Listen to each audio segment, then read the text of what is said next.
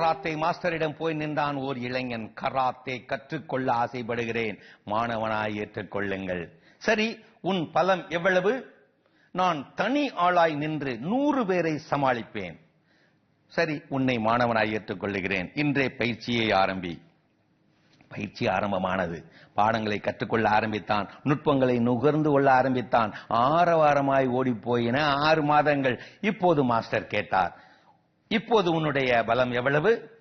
நான் தனியாளாய் நின்று 100 பேரை சமாளிப்பேன் என்று நினைத்தேன், ஒரு 50 பேரை சமாளிப்பேன். சரி, தொடர்ந்து பயிற்சி எடு. அடுத்த 6 மாதங்கள் தேறு போல ஓடி போயின. பாடங்களை கற்றுக்கொள்ள ஆரம்பித்தான், நுட்பங்களை நுகர்ந்து கொள்ள ஆரம்பித்தான். சரி, இப்போது உன் பலம் எவ்வளவு? நான் தனியாளாய் நின்று 50 பேரை சமாளிப்பேன் என்று நினைத்தேன், ஒரு 10 பேரை சமாளிப்பேன். ஓகே, தொடர்ந்து பயிற்சி எடு. அதற்கடுத்த 6 மாதங்கள் தென்றல் போல ஓடி போயின. பாடங்களை கற்றுக்கொள்ள ஆரம்பித்தான், நுட்பங்களை நுகர்ந்து கொள்ள ஆரம்பித்தான். மாஸ்டர் இப்போது கேட்டார், சரி, இப்போது உன் பலம் எவ்வளவு? தெளிவாக சொல். அதை எப்படி சார் நான் சொல்ல முடியும்? என் எதிரியின் பலம் அல்லவா என் பலத்தை நிர்ணயிக்கும். கேட்டதும் புன்னகைத்தார் மாஸ்டர். ஆசிரோடு அனுப்பி வைத்தார். நல்லது, நீ முழுவதும் தேறிவிட்டாய். இனி உனக்கு பயிற்சி தேவையில்லை, போய் வா. உன்னை பலசாலியாக்குவது நயந்து நடக்கும் நண்பர்கள் அல்ல, எதிர்த்து பாயும் எதிரிகள்.